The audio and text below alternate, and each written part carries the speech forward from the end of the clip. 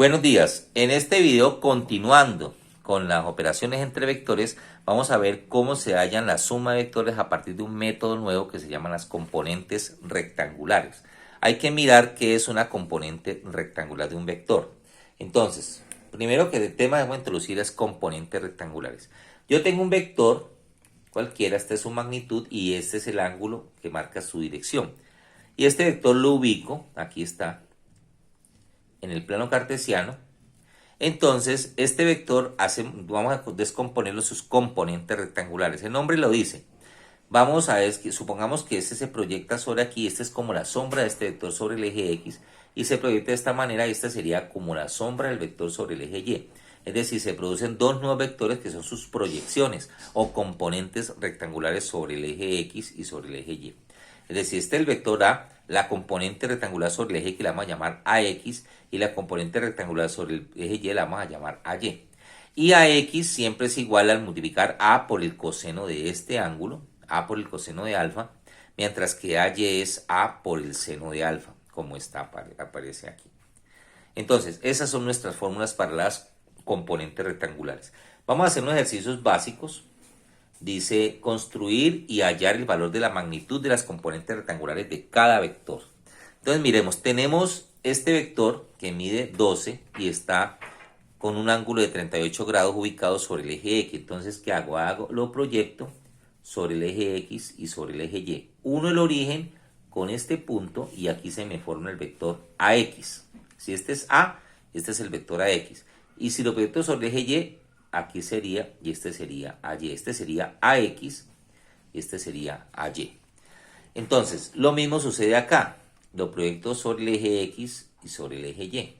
Y aquí se me forma este vector, que es como la sombra del vector sobre él. Tengan en cuenta que las componentes rectangulares son dos nuevos vectores.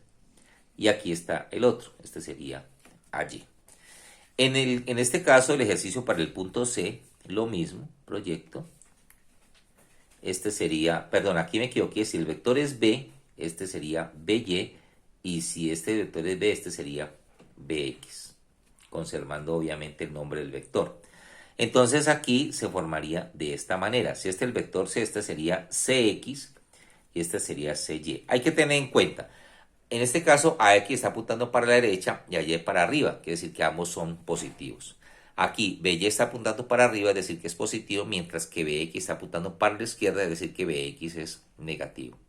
En este caso acá, CX está apuntando para la izquierda y CY para abajo, quiere decir que ambos son negativos. Y ahí simplemente es aplicar la fórmula. AX sería multiplicar 12 por el coseno de 38, como aparece aquí, y AY es 12 por el seno de 38, como aparece aquí. Y pues aquí hacemos este cálculo, sería 12 por el coseno de 38 grados, haciéndolo en calculadora, y eso me da un valor de 9.45. Vamos a repetir 12 por el coseno de 38 grados, eso me da 9,46 aproximadamente.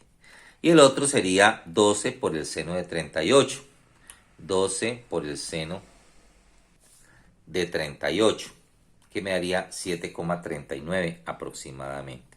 Ya vimos que ambos son positivos de acuerdo a las direcciones. Miremos este sería menos 8 por coseno de 20. Voy a hacer el cálculo por acá, 8 por el coseno de 20, me da menos 7,52 negativo. Y este último sería 8 por el seno de 20, que me daría 2,74 aproximadamente. Para el caso de CX y Y, menos 9 por coseno de 58. 9 por coseno de 58 da menos 4,77 aproximadamente. Y este CY, menos 9 por el seno de 58, que me daría 7,63 negativo. Entonces hay que tener en cuenta los signos, depende si apunta hacia arriba, hacia abajo, hacia la izquierda o hacia la derecha. Lo último que nos queda es realizar un ejercicio de suma de vectores utilizando componentes rectangulares. Entonces, ¿qué nos pasa? Nos dan varios vectores y los ubicamos todos en el plano cartesiano, coincidiendo todos en el origen, con sus medidas, o sea, sus magnitudes y sus ángulos. Este es el plano cartesiano, el eje X, el eje Y. Entonces, en este ejercicio tenemos, para este ejercicio en particular, tenemos un vector horizontal, un vector vertical y dos vectores inclinados. Los vectores que están inclinados los vamos a descomponer en sus componentes rectangulares. Entonces miremos, digamos este primer vector, entonces lo proyecto o lo descompongo sobre los ejes y se me forman dos vectores, este que está aquí y este que está aquí. Estas serían las componentes rectangulares de este vector. En el eje X recordemos que sería 8 multiplicado por el coseno del ángulo, mientras que en el eje Y sería 8 por el seno del ángulo, de acuerdo a lo que vimos de componentes rectangulares. Ahora, el otro vector inclinado es este. Entonces también se descompone, se proyecta sobre el eje X y sobre el eje Y. Y aquí se me forma este vector, que sería la componente AX, que sería multiplicar 10 por el coseno de 73. Y aquí se me formaría este vector que va desde el origen hasta el punto donde se proyecta. Perdón ahí. Entonces este sería 10 por el seno de 73.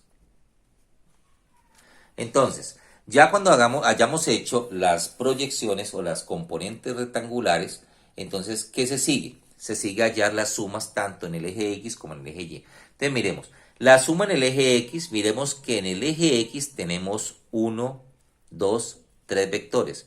Estos dos son positivos y este es negativo. Entonces, los dos positivos menos este que está negativo. Y hacemos la operación en calculadora y me da 15,02. Ahora, en el eje Y también vemos que hay 1, 2, 3 vectores. 2 hacia arriba que serían positivos y 1 hacia abajo que sería negativo. Los dos positivos y el negativo. Y hacemos la operación y me da 8,92. Quiere decir que la suma en eje X me dio positiva, es decir, que apunta para la derecha y mide 15,02. Mientras que la suma en el eje Y también dio positiva, o sea que apunta hacia arriba. Y ya se puede resolver por el método del triángulo o el método del paralelogramo, no importa. La sumatoria es esto que está aquí que aparece, y esa suma, como los vectores son perpendiculares, se aplica el teorema de Pitágoras, que sería la raíz cuadrada de sx al cuadrado más sy al cuadrado.